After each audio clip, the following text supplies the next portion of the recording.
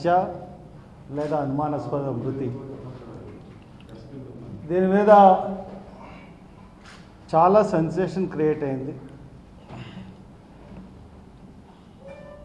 పోలీసులు తాత్సర్యం అంటే delay tactics వల్ల బాగా ప్రజల్లో అనుమానాలు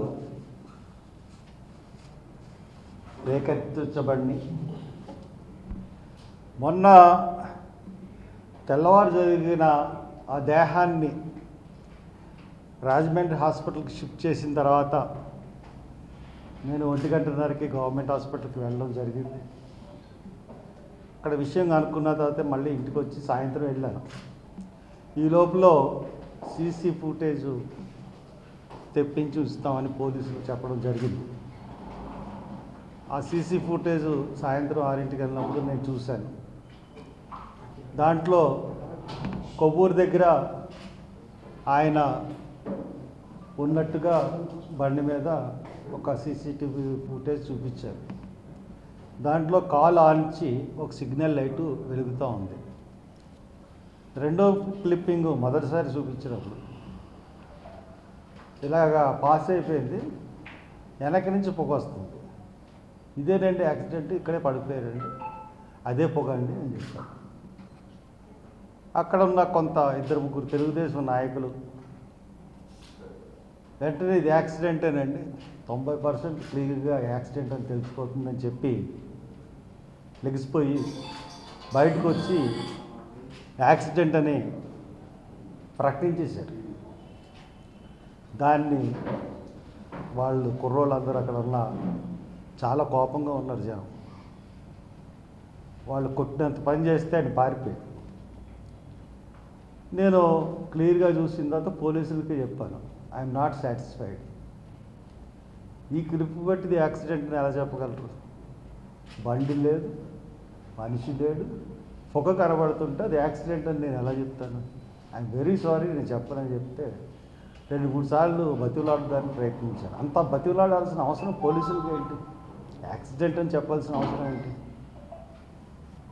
నేను ఒప్పుకోలేదు. బయటకు వచ్చి నేను క్లియర్గా అనౌన్స్ చేశాను, ఇది యాక్సిడెంట్ మటుకు కాదు. యాక్సిడెంట్ అని నమ్మించడానికి పోలీసులు ఎందుకు ప్రయత్నిస్తున్నారో అర్థం అవ్వట్లేదు. ఖచ్చితంగా హత్య ఉంటుంది అని చెప్పాను. తర్వాత రాత్రి ఇంకో సీసీ ఫుటేజ్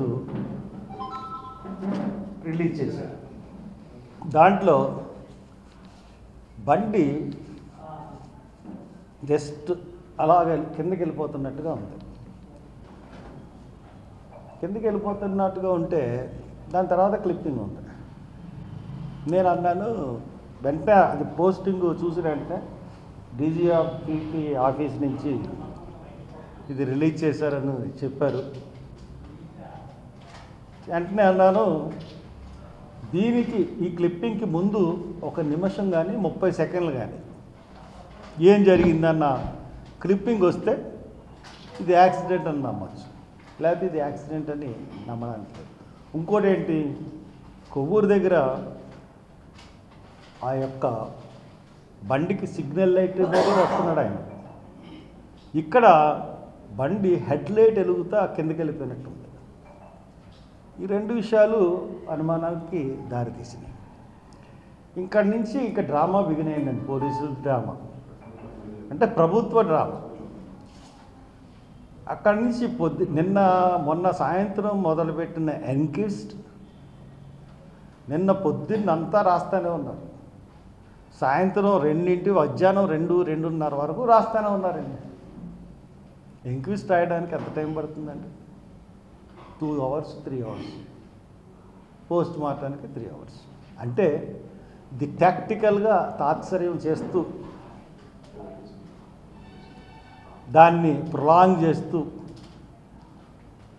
బాడీని ఇక్కడ మేము అడ్డుకుంటామేమో అని భయంతో పోలీసులు పోస్ట్ మార్టం రిపోర్ట్ చెప్పాలంటామేమో అనే ఉద్దేశంతో ప్రభుత్వం చెప్పినట్టుగా 5 వరకు బాడీని పోస్ట్ మార్టం రూమ్లో ఉంచి 5కి కరెక్ట్గా పోస్ట్ మార్టం నుంచి బయటకు వచ్చారు డాక్టర్స్. డాక్టర్స్ రాగానే డాక్టర్స్ వెళ్ళిపోతున్నారు, బాడీని వ్యాన్ ఎక్కించాం. నేను రాజమండ్రిలో ఇంతకుముందు ఎప్పుడు అంత జనం చూడలేదండి. ఏ మరణానికి కానీ లక్షలాది మంది వచ్చేసారు. ఆ ఊపికి నిజంగా నేను ముఖ్యంగా పోలీసులు కోఆపరేట్ చేయకపోతే అక్కడ పోలీసులు అన్న వాళ్ళు ఎవరో మిగలరు. నేను చాలా సంయమంగా వ్యాన్కి ఎదురు నిలబడి అందరికీ ముందు వ్యాన్ బయలుదేరక ముందు 2 నిమిషాలు వచ్చి మనం క్షేమంగా బాడీని పంపించాలని చెప్పి చాలా జాగ్రత్తగా పోలీసులని జనాన్ని సంయమనం చేసుకుంటూ వ్యాన్ని బయటకు తీసుకెళ్ళేంత వరకు నా బాధ్యత అని చెప్పి బయటకు తీసుకెళ్ళి నేను వదిలేశాను. సరే, నా సంశయాలు ఇదేంటి హత్య కాదా? ఇప్పుడు పోలీసులకి పోలీస్ ఇన్వెస్టిగేషన్ ఉంటుంది, జర్నలిస్టుల యొక్క ఇన్వెస్టిగేషన్ ఉంటుంది, నాకు నా సొంత ఇన్వెస్టిగేషన్ కూడా ఉంటుంది. దాని ప్రకారం ఇది బొమ్మాటికి హత్యే. ఖచ్చితంగా చెప్తున్నాను, ప్రవీణ్ కుమార్ పగడాలది హత్య. పోలీసులకు తెలుసు, డాక్టర్లకు తెలుసు, ఖచ్చితంగా ఇది హత్యే. అతన్ని చంపేశారు, అతను హతసాక్షి అయిపోయాడు. ఇది మీరేదో అనుకుంటున్నారేమో, ఇక్కడ కేసుని మేనేజ్ చేస్తామని ప్రభుత్వం అనుకుంటుందేమో. నీకు ప్రభుత్వానికి హెచ్చరిస్తున్నాను, ఈ మనిషి 2 రాష్ట్రాలకి సంబంధించిన మనిషి. మీకు తెలుసు నా సంగతి. ఒక శవాన్ని పూడ్చిపెట్టిన 6 నెలలకి మళ్ళీ పోస్ట్మార్టం చేసి పూడ్చిపెట్టిన శవాన్ని 6 నెలల తర్వాత తీయించి మళ్ళీ రీపోస్ట్మార్టం చేసిన మనిషిని నేను.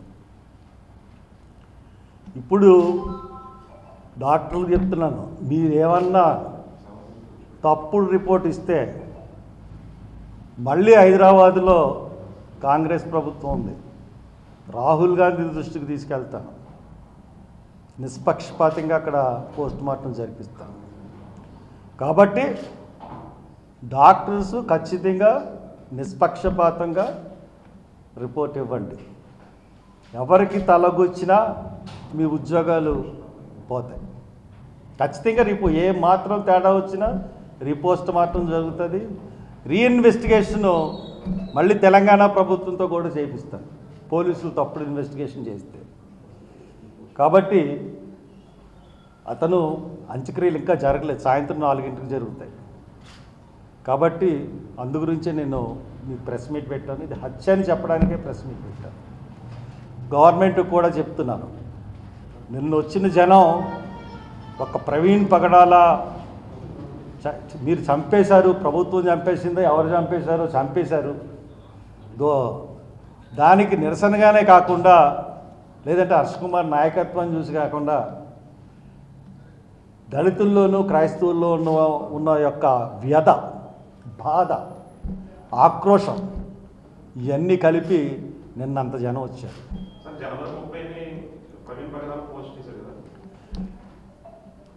అంత జనం నేను ఎప్పుడు చూడలేదు. ఆ జనంతో నిన్న కంగారు పడిపోయారు పోలీసులు. కాబట్టి నేను ప్రభుత్వానికి చెప్తున్నాను, నిష్పక్షపాతంగా మీరు ఈ దర్యాప్తు చేయండి. చేసి ప్రైమరీ రిపోర్ట్ రావాలంటే 2-3 డేస్ పడుతుంది జనరల్గా. కానీ ఒక 6-7 గంటల్లో కూడా ప్రైమరీ రిపోర్ట్ ఇవ్వచ్చు. కానీ ఇది క్రూషియల్ కేసు కాబట్టి, సెన్సేషనల్ కేసు కాబట్టి 2-3 రోజుల్లో ప్రాథమిక రిపోర్ట్ ఇవ్వండి. తర్వాత 3 వారాలు 4 వారాల్లో FSLC report, forensic science laboratory report కూడా ఇవ్వండి. ఖచ్చితంగా ఇది హత్య. మీరు దాని ప్రకారం ఇస్తారో, మరి ఏ రకంగా ఇస్తారో అన్నది మేము చూస్తూ ఉంటాం. మీరు తప్పుదోవ పెట్టించారంటే మటుకు అందరూ ఇరుక్కుంటారు. నేను ఇక్కడ ఉన్నాను, నేను ఊరుకునే మనిషిని కాదు, లొంగే మనిషిని కాదు, మీకు తెలుసు అందరికీ. కాబట్టి దాని ప్రకారం ఫాలో అవ్వమని నేను అందరికీ తెలియజేస్తాను. Any questions? పోలీసులకి సోషల్ మీడియాలో వచ్చిన వాటికి ప్రతి వాళ్ళు ఎలా చెప్పేస్తారు? గవర్నమెంట్ ప్రతిదానికి బాధ్యత తీసుకుంటుందా? మొన్న ఎవరు రాజాసింగ్ నాకు థ్రెట్ ఉందన్నాడు, నువ్వు బయటకు వెళ్ళక నీకు 5 గన్మ్యాన్లు ఇచ్చాము, నువ్వు బుల్లెట్ ప్రూఫ్ వాహనంలో బుల్లెట్ ప్రూఫ్ వాహనం ఎక్కడ కొనుక్కుంటాడు? కొన్ని ఉంటాయి. అనుమానం ఏంటి? అది హత్య అని నేను చెప్తుంటే మీరు అనుమానం అనకండి, హత్య. ఏమో చెప్తున్నాను కదా, 3 పేర్లు చెప్పాను నేను. హిందూ హిందూ మతోన్మాదులు కానీ, ముస్లిం మతోన్మాదులు కానీ, క్రైస్తవ మతోన్మాదులు కానీ, ముగ్గురులో ఎవరన్నా చేయొచ్చు. ఎదుగుదల వారసులేక క్రిస్టియన్స్ కూడా చేయొచ్చు. బట్ అది హత్య. అది నిజం. బయట పెట్టాలి. మీరు ఎప్పుడన్నా మీరు రాస్తే బయటపడతారా? మీ ఆధారాలు మీరు బయట పెడతారా? పోలీసులు బయట పెట్టాల్సిన బాధ్యత పోలీసులకు ఉంది, మనకు బయట పెట్టాల్సిన బాధ్యత మనకు లేదు. వాళ్ళు హత్య కాదు, ఇది మామూలుదని చెప్పమానండి, అప్పుడు నేను ఏం చేయాలో ఏం చెప్పాలో అన్నది నేను చెప్తాను. సోషల్ మీడియాలో పోస్టులు పెడితే చర్యలు ఉంటాయని నేను ఎస్పీ చెప్తున్నాను.